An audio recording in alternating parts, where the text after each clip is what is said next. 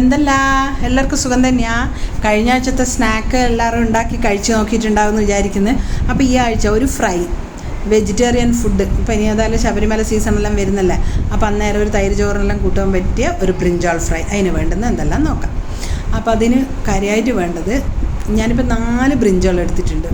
വഴുതിനിങ്ങ ഇത് നല്ലോണം 4ആയിട്ട് ചീന്തിയിട്ട് നല്ലോണം നോക്കണേ ഉള്ളിൽ പുഴുവങ്ങാനും ഉണ്ടോ എന്ന്. എന്നിട്ട് ഈ അതിൻ്റെ ആ കൊടയുണ്ടല്ലോ അതെടുത്ത് കളയണ്ട കേട്ടോ. അതെടുത്താൽ നമുക്ക് വറുക്കാനെല്ലാം പ്രയാസമായിരിക്കും. പിന്നെ ചീന്തുമ്പോൾ പെട്ടെന്ന് മുറിഞ്ഞു പോകും.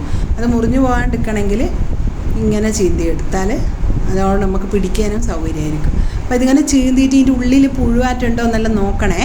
പുഴു ഉണ്ടാവും, ചിലത് കെട്ടിട്ടുണ്ടാവും. കണ്ടോ, ഇത് നല്ല വെളുത്തിട്ടുണ്ട്, അതുകൊണ്ട് ഒന്നുമില്ല.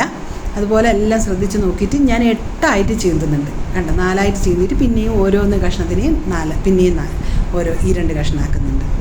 ഇനി അത് വെള്ളത്തിലിട്ടിട്ട് നമുക്ക് മാറ്റി വെക്കാം, ഇല്ലെങ്കിൽ അത് കറുത്തു പോകും. അത് അവിടെ നിൽക്കട്ടെ. നമുക്ക് അപ്പോഴത്തേക്ക് ഒരു മസാല ഉണ്ടാക്കാം.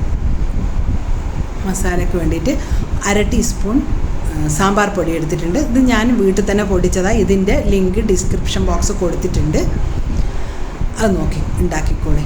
പിന്നെ ആവശ്യത്തിന് ഉപ്പ്. പിന്നെ വേണ്ടത് ഒരു 1/2 ടീസ്പൂൺ മുളക് പൊടി, കാരണം സാമ്പാർ പൊടിയിലുള്ള മുളക് നമുക്ക് മതിയാവില്ല. അപ്പോൾ ഇങ്ങൾക്ക് കുട്ടികൾക്ക് കൊടുക്കാനാണെങ്കിൽ നിങ്ങൾ നോക്കിയിട്ട് മുളക് പൊടി അവോയ്ഡ് ചെയ്യുക കേട്ടോ. പിന്നെ 1/4 ടീസ്പൂൺ മഞ്ഞൾപ്പൊടി.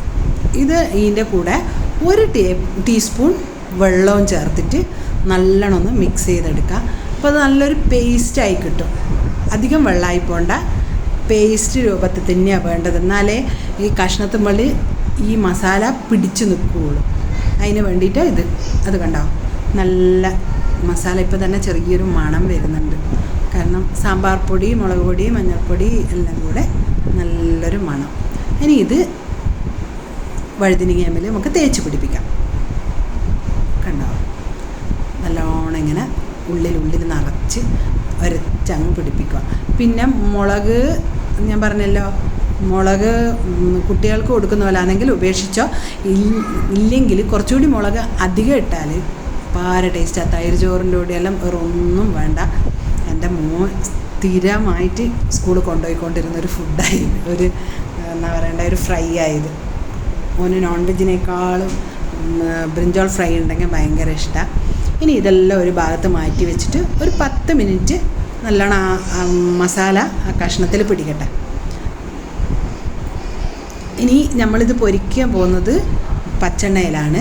നിങ്ങൾക്ക് വേണമെങ്കിൽ വെളിച്ചെണ്ണ എടുക്കാം, അത് ഓരോരുത്തർ ഓപ്ഷണൽ കാര്യം.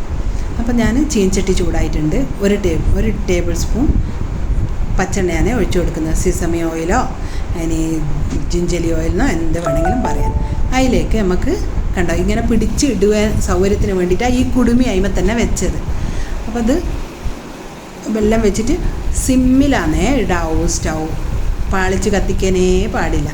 അത് ആ സിമ്മിൽ മൂടി വെച്ചിട്ട് 1 മിനിറ്റ് നല്ലോണം ഒരു ഭാഗം വേവട്ടെ. 1 മിനിറ്റ്, ഒറ്റ മിനിറ്റേ വേണ്ട. അതാ അപ്പോൾ 1 മിനിറ്റ് ആകുന്നുണ്ട്. ഇനി നമുക്ക് തുറന്നു നോക്കാം. ആ 1 മിനിറ്റ് ആയിട്ടുണ്ട്. അപ്പം മേലെ വലിയ മാറ്റമൊന്നും കാണൂല. ആ എണ്ണയിൽ കൊണ്ട ഭാഗം കളർ മാറി, കണ്ടോ, നല്ല കളർ വ്യത്യാസം വന്നു. അപ്പം തന്നെ നല്ലൊരു മണവും വരുന്നുണ്ട്. പച്ചെണ്ണയും സാമ്പാർ പൊടിയും എല്ലാം കൂടി ഉണ്ടാകുന്നൊരു മണം ഉണ്ടല്ലോ, അടിപൊളിയാണ്. അപ്പം അത് ഒന്ന് മറച്ചിട്ടിട്ട് ഒന്നും കൂടി മൂടിയിട്ട് നമുക്ക് 1 മിനിറ്റും കൂടി പിന്നെയും വേവിക്കാം. അപ്പോൾ 1 മിനിറ്റ് ആയിട്ടുണ്ട്. ഇനി നമുക്കിത് എടുത്ത് നോക്കാം.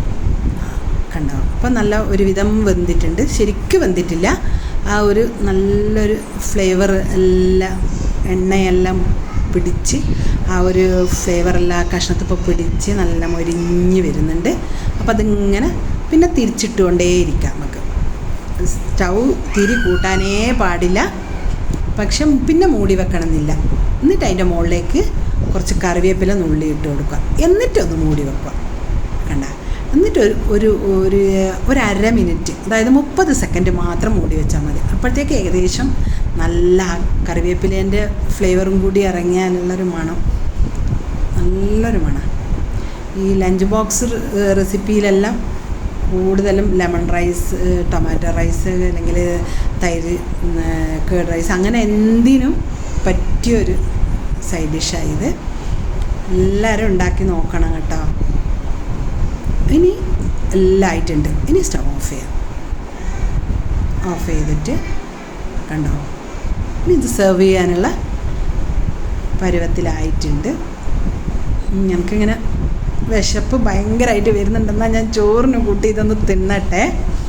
അപ്പം അടുത്ത ആഴ്ച വേറൊരു ഡിഷുമായിട്ട് കാണുന്നത് വരെ താങ്ക് യു.